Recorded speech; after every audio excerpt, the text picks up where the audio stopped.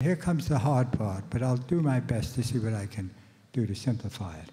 The hero is the greatest biologist of all times, Charles Darwin, whose idea of natural selection is really rather simple in a way. If you have a population of organisms that differ one from the other, and we know now usually by mutations of genes, and you have an unknown environment which is threatening or competitive, those particular individuals whose gene combinations fit more survive to make progeny, for the whole thing to repeat again, and those who do not fit die off. Now, what that really means is that for such systems, you have to have a generator of diversity, spelled G-O-D, by the way, and you also have to have an interaction, and you don't have to have any warning at all, and then you have to have some kind of differential amplification. In the case of natural selection over millennia, over many, many years, it is, in fact, differential reproduction to make progeny. But evolution is really amazing. There are two systems in your body that are like evolution that evolution couldn't have directly yielded. One of them is the immune system, the ability to recognize foreign molecules of whatever sort to defend your body, and the other is the brain. Let me use the immune system as an example. Here is a molecule I spent 20 years of my life on. It's called the antibody molecule, the immunoglobulin molecule.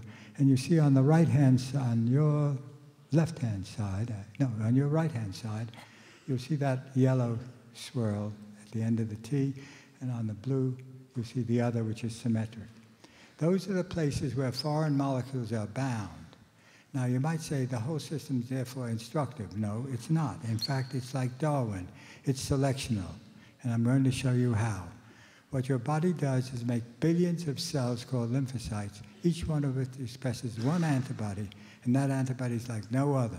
There's a process which diversifies the antibodies in your body, just like mutations do during evolution. And then when a foreign molecule comes in, it matches some of the ones that fit close enough out of this huge number. And those are then reproduced over and over and over again as the cells divide and make progeny.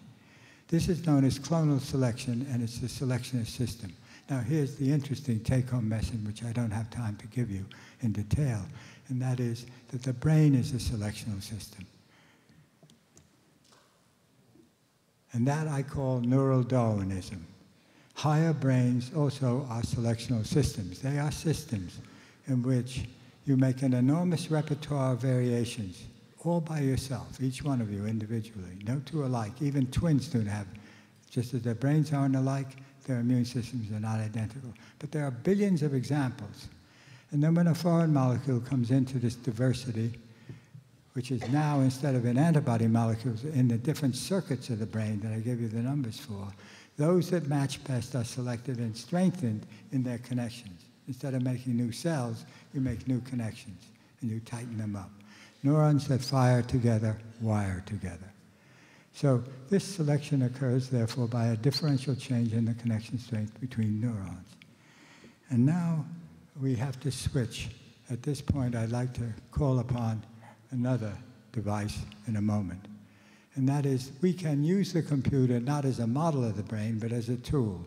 And at the Neurosciences Institute, we've done this to emulate and simulate the cortex of the brain as a signal comes in from the outside, which is a visual signal. I've chosen this particular model for obvious deference to the great talents you all have.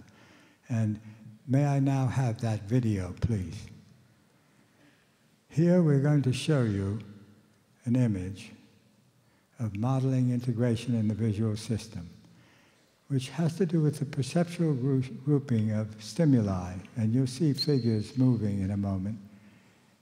And that is passed into the computer model of the brain to strengthen certain synapses and weaken others. Now, here you have it in a moment. You will see 100 times slower than what is happening in your brain, the responses of this system. Here it is. Groups of neurons will be firing more or less at random, but as that signal persists, certain ones will be coordinated in time, so they're synchronous. And that network, which is made by that interaction, gives that rhomboid. Now, of course, the rhomboid doesn't have to be as a rhomboid. It just has to be correlations in time so that they're all correlated with each other to make a new kind of circuit for that individual. I think this is a nice example for what we're going to do next. We can take that off now. Thank you. And now I want to turn to something which has not been the custom of empirical scientists. It's belonged to philosophers.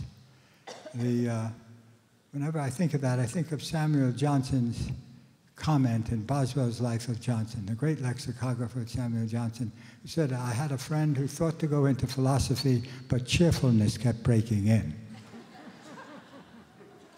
We have a great philosopher named William James, the adorable genius, who said, consciousness is a unitary form of awareness that changes in time.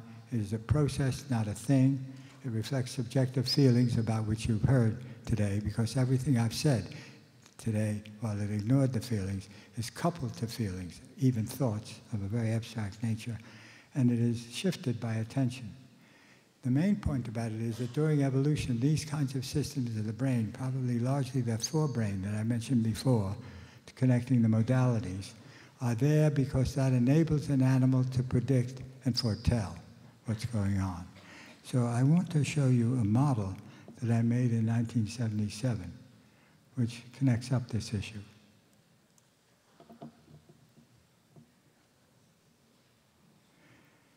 The idea is this, that as a result of a process like the one I just showed you in the video, what is happening outside becomes an internal dialogue in the brain itself. We call that memory, and there are at least 11 different forms of memory in your brain.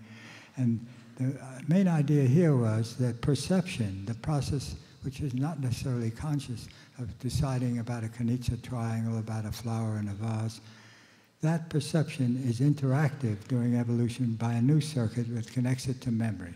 And that enables an animal with it to have a scene in which it can imagine what is going on. Now, I hope you will ask me, is there some verification of this? Yes, there is. And it won't be from many labs which are now exercising this, but from ours, in which we use a device called a magnetoencephalogram. And here we are, in fact, grateful to the physicists for superconducting electrodes, which can measure the minutest magnetic accompaniment of the activity of your brain electrically. And so we did this, and what we did is the following. We showed a picture of a red vertical stripe and a blue horizontal stripe. So they're at right angles, and your brain cannot fuse those as it does for spatial vision, because they're too far apart. What it does is it makes you conscious first of the red, then of the blue, then of the red, then of the blue. So we stick you in a room, not cruelly, I hope, and we put this hairdryer on, which has 148 such electrodes. It's not invasive. The room, of course, is sealed off in a most extraordinary way, because if they opened up a radio station in Tokyo, you'd have this thing responding in the room. So we have to seal it off.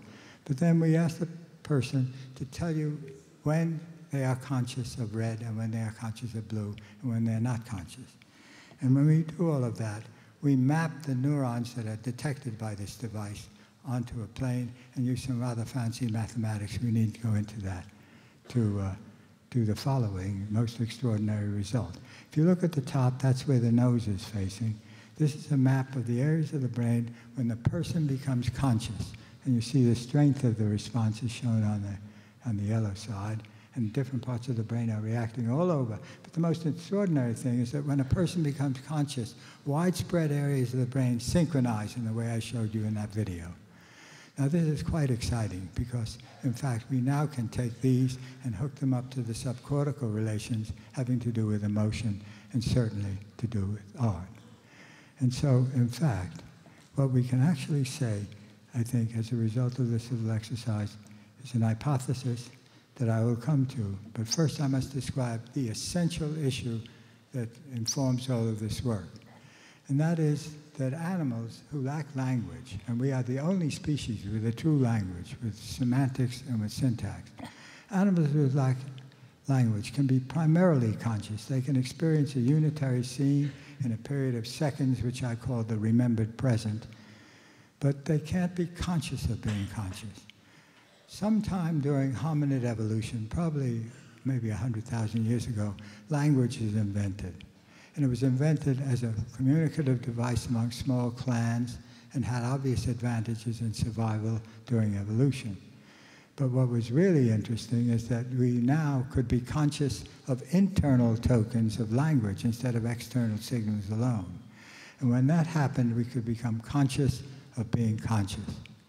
This higher order consciousness is of the essence in everything human. No other species has it to this degree, even partly, although a chimp or two has been claimed to have it. I'm not sure. But the fact is that it is extremely important to understand this. And so I'm going to give you a somewhat cruel example. If you kick a dog, the next time he sees you, he may bite you or run away. But he doesn't sit down in the meantime plotting to remove your tenure.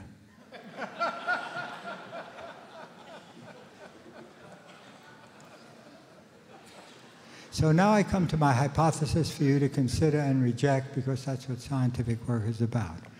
I would contend that visual art is a modality-specific form of higher-order consciousness, like language, but not identical with it. The modality is vision. I could say as well about music being that modality or audition, but let's stick with vision.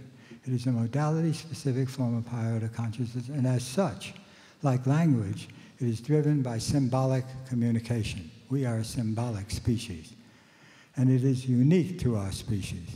A bowerbird could certainly do something, okay? There could be some kind of communication, but only once for mating. I believe that this is more universal than that. And like language, it has a certain necessary degree of ambiguity, and that ambiguity is essential for imagination. And that's, of course, why Andy Warhol was a little disturbed by my precise description of science. Being embedded in a selective system of neural Darwinism, this means it is endless in its possibilities, because neural Darwinism says that you have a repertoire, each one of you, of billions upon billions of potential circuit states, and that you select from that repertoire.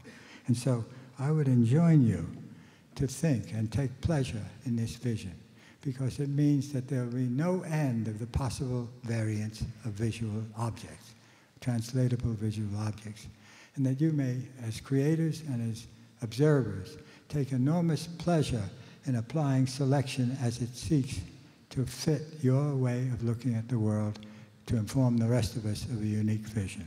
And so what I would say to you is rejoice. By all means, rejoice.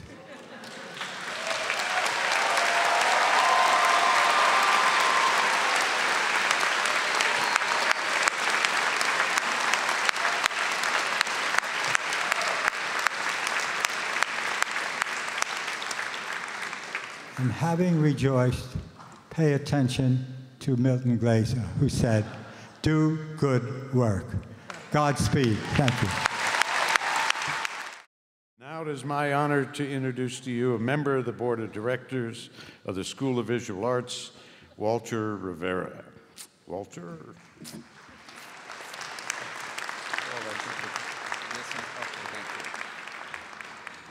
What a presentation. Thank you, Dr. Edelman. For the significance of your outstanding contributions to biophysics, protein chemistry, immunology, cell biology, and neurobiology, for the ingenuity to invest reason, observation, and experience with the most elevated level of scientific majesty and magnitude, for your discerning investigations into the genesis of learning and the origins of memory and feelings, for the pre-processing singularity of your explorations into the links between consciousness, causation, evolution, and the development of the self. For these accomplishments and many others, the School of Visual Arts confers upon you, Dr. Edelman, its highest award, the degree of Doctor of Fine Arts.